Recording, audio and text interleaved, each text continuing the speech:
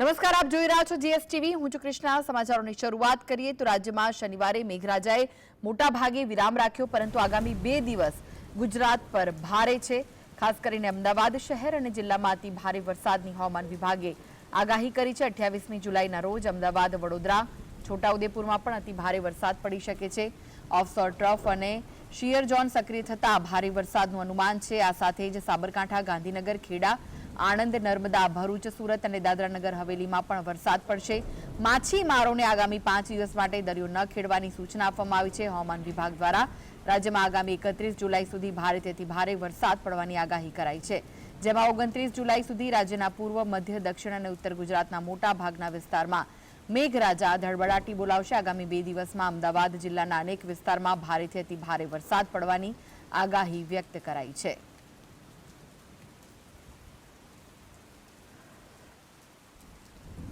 और वार्निंग की बात करेंगे तो आज के लिए जहां पर वेरी हेवी रेनफॉल की वार्निंग और साथ में ऑरेंज अलर्ट जारी है वो डिस्ट्रिक्ट है अरावली, पंचमहल, दाहोद, महिसागर, बड़ोदरा, छोटा उदयपुर। आने वाले 3 दिनों के लिए गुजरात स्टेट के सारे डिस्ट्रिक्ट कवर हैं, जिसमें थंडरस्टॉर्म की वार्निंग है। और फिशरमैन वार्निंग की बात करेंगे तो आने वाले 5 दिनों के लिए पूरे गुजरात कोस्ट के लिए फिशरमैन की वार्निंग है। और जो विंड की स्पीड होगी वो 35 से 45 km/h और साथ में जो गस्ती विंड होगी वो 65 km/h के 55 km/h के आसपास रहने का पूर्वानुमान है। આણંદમાં વરસાદી ઝાપટા વરસી શકે છે। માછીમારોને આગામી 5 દિવસ દરિયો ન ખેડવાની સૂચના આપવામાં આવી છે। હવામાન વિભાગ દ્વારા આગામી 2 દિવસ ભારે વરસાદની આગાહી છે। અમદાવાદ, વડોદરામાં ભારે વરસાદ વરસી શકે છે। તો દક્ષિણ ગુજરાતમાં પણ ભારે વરસાદની સંભાવના વ્યક્ત કરાઈ છે। શનિવારના દિવસે વિરામ લીધા બાદ હવે ફરી એકવાર ભારે વરસાદની આગાહી હવામાન વિભાગે વ્યક્ત કરી છે।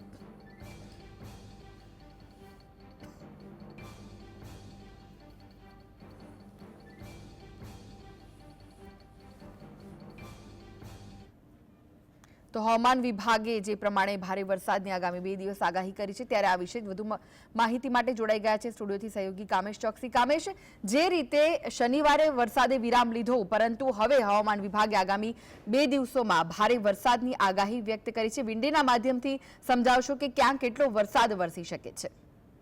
બિલકુલ કૃષ્ણા, આપને જણાવી દઉં કે ગઈકાલની વાત કરવામાં આવે તો ગઈકાલે વરસાદે વિરામ લીધો ચોક્કસથી કહી શકાય છે, પરંતુ આજથી આવનારા 3 દિવસ ગુજરાત માટે ભારે છે। એટલા માટે ભારે છે કારણ કે હવામાન વિભાગ દ્વારા જે આગાહી કરવામાં આવી છે તે પ્રમાણે 3 દિવસ સુધી ભારેથી અતિ ભારે વરસાદ પડે તેવી સંભાવના હવામાન વિભાગે વ્યક્ત કરી છે। આજે કયા કયા ભાગોમાં વરસાદ પડી શકે છે, આવતીકાલે શું સિસ્ટમ સક્રિય થશે અને પરમ દિવસે કઈ કઈ ભાગોમાં કઈ કઈ જગ્યાએ ભારેથી અતિ ભારે વરસાદ પડી શકે છે, એટલે આગામી 2 દિવસ ક્યાં ભારેથી અતિ ભારે વરસાદની આગાહી છે। અપર એર સાયક્લોનિક સિસ્ટમ સક્રિય થઈ છે અને તેની કેવી રીતના અસર કયા ભાગો પર જોવા મળી શકે છે તેની વિસ્તૃત જાણકારી આપણે મેપના માધ્યમ દ્વારા સમજવાનો પ્રયાસ કરીશું। આજની વાત કરવામાં આવે તો આજે ખાસ કરીને દક્ષિણ ગુજરાત અને સૌરાષ્ટ્રમાં ભારે વરસાદની આગાહી સ્પષ્ટપણે જોવા મળી રહી છે। વાત કરીએ મહારાષ્ટ્રના ભાગોની તો દાહણુથી સિલવાસાનો જે ભાગ જે છે ત્યાં આગળ કહી શકાય કે એક સિસ્ટમ સક્રિય થઈ છે અને જેની સીધી અસર જોવા મળશે કે દાણુદ એટલે મહારાષ્ટ્રના જે ભાગોની જો વાત કરવામાં આવે તો ત્યાંથી એક સિસ્ટમ સક્રિય થઈ છે, એટલે કે ભારે વરસાદ ત્યાં પડશે, તેની સીધી અસર દક્ષિણ ગુજરાતમાં જોવા મળશે। અને તેને લઈને વાત કરવામાં આવે તો સુરતથી શરૂ કરીને સિલવાસાનો જે પટ્ટો છે ભરૂચ, સુરત, નવસારી, વાપી, વલસાડ, ઉમરગામ, સિલવાસા સહિતના જે ભાગો જે છે ત્યાં આગળ આજે દિવસભર વરસાદી માહોલ જોવા મળશે। મધ્યમથી ભારે વરસાદ પડે તેવી સંભાવના અત્યારે જોવામાં આવી રહી છે। આ ઉપરાંત વાત કરવામાં આવે ભરૂચ અને આમોદની તો ત્યાં પણ આજે દિવસભર વરસાદી માહોલ જોવા મળશે અને મધ્યમથી ભારે વરસાદ પડે તે સંભાવના જોવા મળી રહી છે। આ સાથે જ વાત કરવામાં આવે દક્ષિણ ગુજરાતની તો દક્ષિણ ગુજરાતમાં આજે આપણે સિસ્ટમ જોઈ, પણ એ સાથે સૌરાષ્ટ્રની વાત કરીએ તો સૌરાષ્ટ્રના વિવિધ ભાગોમાં પણ આજે ભારે વરસાદની સંભાવના જોવા મળી રહી છે।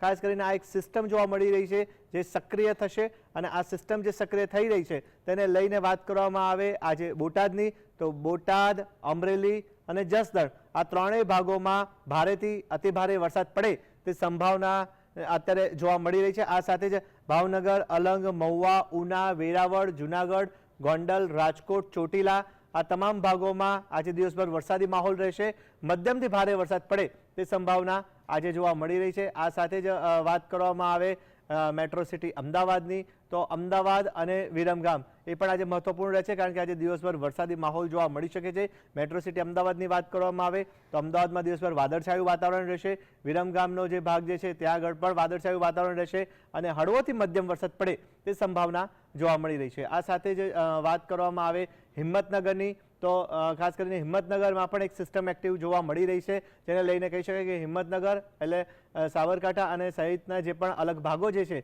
ત્યાં આગળ દિવસભર મધ્યમથી ભારે વરસાદ પડે તે સંભાવના જોવા મળી રહી છે। આવતીકાલની જો વાત કરવામાં આવે, આવતીકાલે 29મી તારીખ છે। 29મી તારીખે ભારેથી અતિભારે વરસાદની આગાહી વ્યક્ત કરવામાં આવી છે। આવતીકાલે સોમવારે કયા કયા ભાગોમાં ભારેથી અતિભારે વરસાદ પડી શકે છે તેની ઉપર આપણે મેપના માધ્યમ દ્વારા નજર કરીએ તો ખાસ કરીને ખૂબ એક મોટી સિસ્ટમ એક્ટિવ થઈ રહી છે।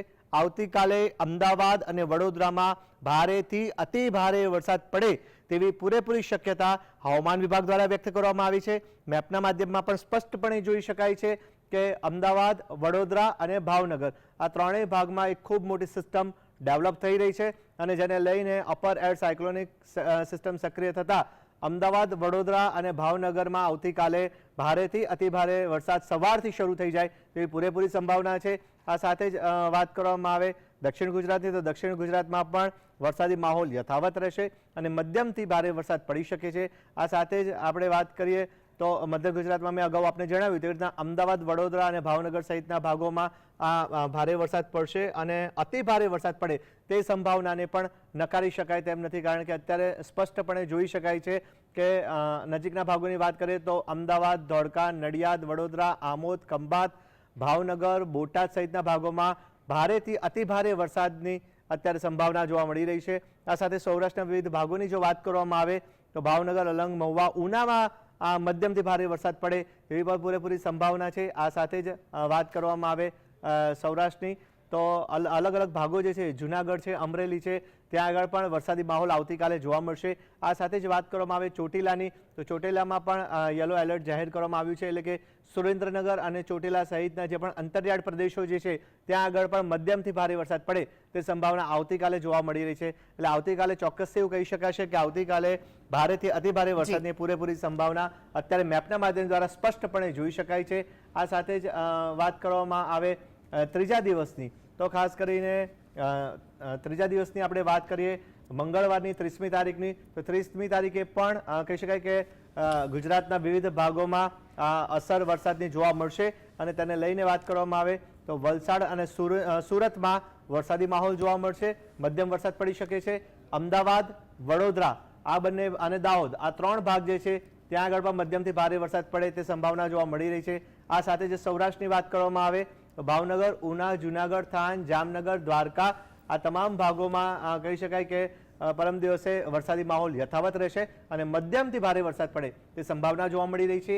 આ સાથે જ વાત કરવામાં આવે મહેસાણા અને પાટનગરની, તો ત્યાં પણ પરમ દિવસે હળવોથી મધ્યમ વરસાદ પડે તેવી પૂરેપૂરી સંભાવના છે। આ સાથે જ વાત કરવામાં આવે કચ્છની, તો કચ્છના નલિયા પાસેના જે ભાગ છે ત્યાં અને ખાવડા સહિતના જે ભાગ છે ત્યાં આગળ પણ હળવો વરસાદ પડે તે સંભાવના જોવા મળી રહી છે। કામેશ, દક્ષિણ ગુજરાત હોય જી, દક્ષિણ ગુજરાત હોય, પછી મધ્ય ગુજરાત હોય કે સૌરાષ્ટ્ર હોય, ત્યાં તો ભારે વરસાદ વરસી જ રહ્યો છે છેલ્લા ઘણા દિવસોથી, પરંતુ જો ઉત્તર ગુજરાતની વાત કરીએ તો ઉત્તર ગુજરાતમાં જોઈએ તેવો વરસાદ નથી વરસ્યો। શું વીજળીના માધ્યમથી જાણી શકાશે કે ઉત્તર ગુજરાત વાસીઓને ક્યારે મેઘમહેર મળશે? બિલકુલ કૃષ્ણા, આપને જણાવી દઉં કે જે સિસ્ટમ જે રીતના અત્યારે સક્રિય થઈ રહી છે તે રીતના અત્યારની જો સ્થિતિની જો વાત કરવામાં આવે તો ઓવરઓલ આપણે ઉત્તર ગુજરાતની વાત કરીએ તો ગુજરાતના અત્યારે વિવિધ ભાગોમાં જે સિસ્ટમ સક્રિય થતી જોવા મળે છે અને તેને લઈને કહી શકાય કે ત્યાં આગળ ડ્રાયનેસ, ઉત્તર ગુજરાતના ભાગો જે છે ત્યાં આગળ ડ્રાયનેસ જોવા મળી રહી છે। એટલે હજી અત્યાર સુધી તો કોઈ જ જે અત્યારે જાણકારી પ્રાપ્ત થઈ છે તે પ્રમાણેની કોઈ વરસાદી સિસ્ટમ ખાસ કરીને કે રેડ એલર્ટ એવું કોઈ જાહેર કરવામાં આવ્યું નથી, પરંતુ આગામી સમયમાં જે અપર એર સાયક્લોનિક સિસ્ટમ જો એ બાજુના ભાગોમાં સક્રિય થાય તો ચોક્કસથી ઉત્તર ગુજરાતના ભાગોમાં વરસાદ પડે, સારો વરસાદ પડે તેવી પણ સંભાવના વ્યક્ત કરવામાં આવી છે। એક અહેવાલ સામે આવ્યું છે અને એ અહેવાલની વાત કરવામાં આવે તો આ વખતે રાજ્યમાં ખૂબ સારું ચોમાસું રહેશે અને એક અંદાજ મુજબ 102% સરેરાશ વરસાદ પડે તેવી પણ પૂરેપૂરી સંભાવના હવામાન વિભાગે વ્યક્ત કરી છે। જી જી જી, આભાર કામેશ સમગ્ર માહિતી